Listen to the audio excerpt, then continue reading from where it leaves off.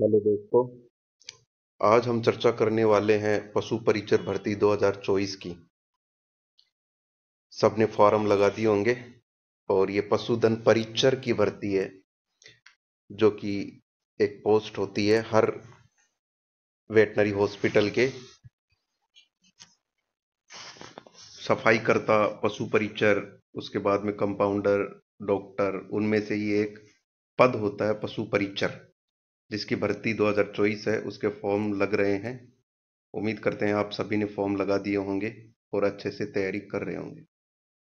दोस्तों, part A की तैयारी तो आपने भलीभांति कर ली होगी, लेकिन इस सिलेबस में आपके पार्ट बी भी दिया हुआ है, जो कि पशुपालन से संबंधित है। पशुपालन मुख्यतः आप जानते ही हैं। पशुपालन जैसे आपके हर सभी घरों में गाय होती है, बकरी होती है, भैंस होती है, भेड़ें होती हैं। बस वही उनका कैसे पालन, उनका पोषण, क्या क्या ध्यान रखना होता है, उससे क्या क्या मिलता है, क्या क्या काम आती हैं। गायों से क्या मिलता है? दूध मिलता है, घी मिलता है। उनकी कैसे देखभाल करते हैं, चमड़ा, पोल्ट्री फार्मिंग, अंडे उत्पादन, ऐसे ऐसे कुछ सिलेबस में आपके कुछ टॉपिक दिया हुआ है। वर्मी कंपोस्ट, ज्यादा कुछ नहीं है, सरफेसली आपको इसके बारे में पढ़ना है। उसके इसका अच्छा खासा वेटेज भी है। 30% आपका इस भर्ती में पशुपालन से संबंधित क्वेश्चन पूछे जाएंगे। और इसमें पार्ट बी में 45 अंक आपके सिलेबस में पार्ट ब से हैं, बी से हैं, जिसकी अवधि 3 घंटे है। टोटल इसका एग्जाम है जो उसका। और आपको 40% इसमें न्यूनतम पासिंग मार्क रिक्वायर्ड है। और इसमें नेगेटिव मार्किंग भी है, 1/4 अंक आपका काट लिया जाएगा। चलो, ये सब तो आपको पता है। हम आज आपके सामने पशुपालन से संबंधित जो पैटर्न है, उसमें कौन कौन से टॉपिक्स हैं, उसके बारे में एक सामान्य ज्ञान जो है वो डिस्कस कर रहा हूं। सबसे पहले इसमें कुछ जो देसी नस्लें हैं, जो हमारे राजस्थान में, हमारे भारत में जो मिलती है, गाय की, भैंस की, भेड़ों की, बकरियों की, उनसे संबंधित क्वेश्चंस, उनसे संबंधित जानकारी आपको लेनी होगी। तो प्रथम टॉपिक यही बताया हुआ है। दूसरा, कृत्रिम गर्भाधान क्या होता है। कृत्रिम गर्भाधान जो अपन जिस जिस भाई के घर में गाय भैंसें होंगी, उनको तो भली भांति पता होगा। पशु जब हीट में आता है तो कोई भी वेटनरी डॉक्टर, कंपाउंडर आता है और एआई करता है, आर्टिफिशियल इंसेमिनेशन करता है। उससे संबंधित क्वेश्चंस, उसकी संबंधित जानकारी आपको पढ़नी होगी। फिर बदियाकरण, कास्ट्रेशन का टॉपिक है। बदियाकरण क्या होता है, इसके बारे में भी आपको भली भांति पता है, और मैं आपको बाद में टॉपिक वाइज आपको समझा दूंगा। फिर संकर प्रजनन, हाइब्रिडाइजेशन है।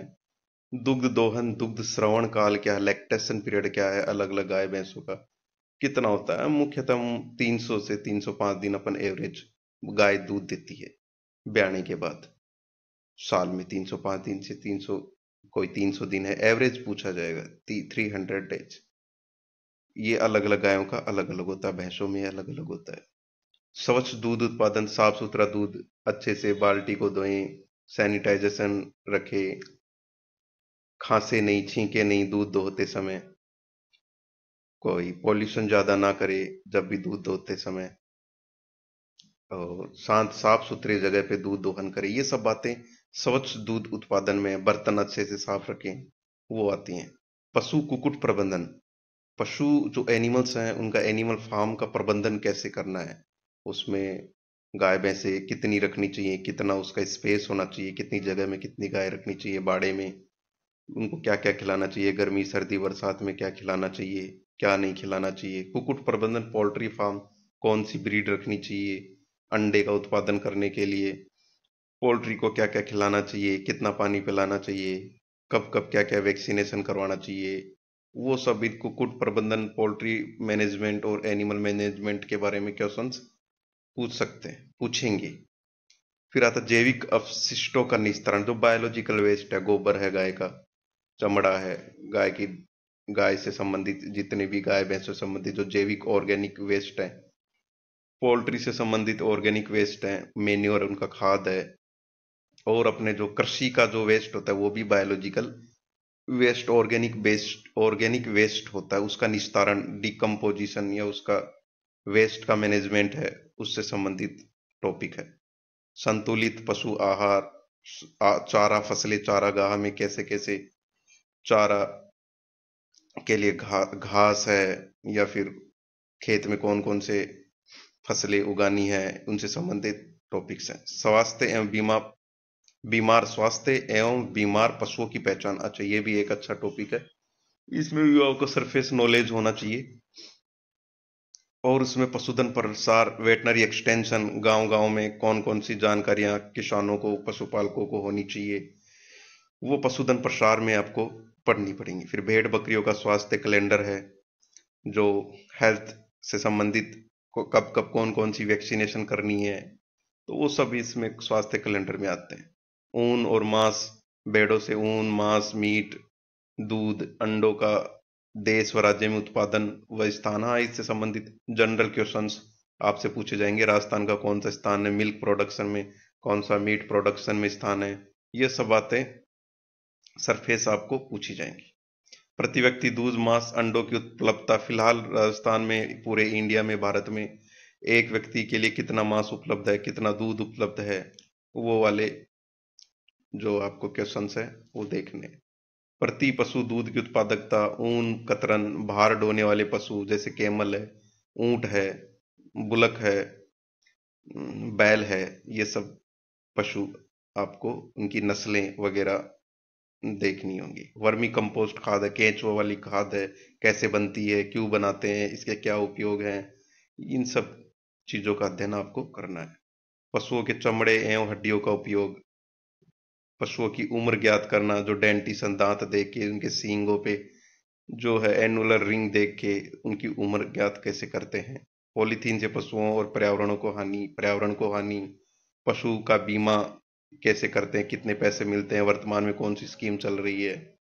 पशु क्रय से संबंधित रखे जाने वाली सावधानियां क्या क्या, जब जब आप पशु खरीदते हो तो पशु बीमार तो नहीं है, ज्यादा बुजुर्ग तो नहीं है, बूढ़ा तो नहीं है, कौन से लैक्टेशन में कितनी बार ब्याज चुके, ये सब चीजें, कुछ सावधानियां, बहुत सारी सावधानियां रखनी होती है। कोई उसमें संक्रामक रोग तो नहीं है, ताकि आपके बाड़े में आता ही बाकी जो भी है पशुओं को बीमार ना कर दें, ये सब सावधानियां कैसे बरतनी है, कौन कौन सी और सावधानियां वो आपको देखनी होंगी। पशु मेले, जो पुष्कर वाला पशु मेला है, नागौर में 3 पशु मेले भरते हैं, और बाड़मेर का पशु मेला है, ये सब पशु मेलों के बारे में आपको जानकारी पूछी जाएगी। पशु गणना, अभी 20वीं पशु गणना हुई है, कितने पशु राजस्थान में गाय है, कितने भेड़ है, कितनी बकरियां हैं, ऊंट कितने हैं इस पशु गणना में, तो वो सब क्वेश्चंस बनते हैं। फिर आता है गौशाला का प्रबंधन, साफ सफाई का महत्व है, गौशाला में का प्रबंधन कैसे करते हैं, उसमें कितनी गाय रखते हैं, कितना स्पेस है, कितना कौन कौन सी सुविधाएं गौशाला में रहनी चाहिए।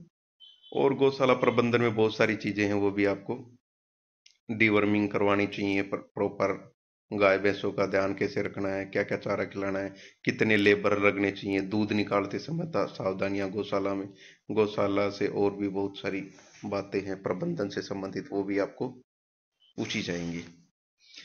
गो गोबर मूत्र का उचित निष्पादन, ये सब आपको उचित नॉलेज रखना होगा इनका भी। पशुधन उत्पादों का विपणन, डेयरी विकास, डेयरी से संबंधित क्वेश्चंस भी अच्छे पूछे जाएंगे। पशुपालन विभाग की प्रमुख योजनाएं अभी फिलहाल जो जो चल रही हैं, गोपालन में एआई है, या फिर बीमा योजनाएं हैं, और अपने ये क्या, पशुओं को सब्सिडी, पशुपालकों को सब्सिडी दे रहे हैं, वो वाली योजनाएं हैं। ये और भी एक दो योजनाएं हैं, वो आपको ध्यान रखनी होंगी। वैक्सीनेशन कर रहे हैं घर घर जाके, एफएमडी का, वो वाली योजनाएं भी, आदि बहुत सारी योजनाएं वो आपको विस्तार, इतना सा सिलेबस है दोस्तों, आपका ज्यादा बड़ा सिलेबस नहीं है, उसमें भी आपको पूछे जाएंगे। उम्मीद करता हूं आपको थोड़ा बहुत इसके बारे में जानकारी मिली है, और विस्तृत से जानकारी आपको मैं एक एक टॉपिक वाइज जब जब मुझे समय मिलेगा उसके अकॉर्डिंग मैं आपको दे दूंगा। अपनी तैयारी अच्छे से रखें। Best of luck.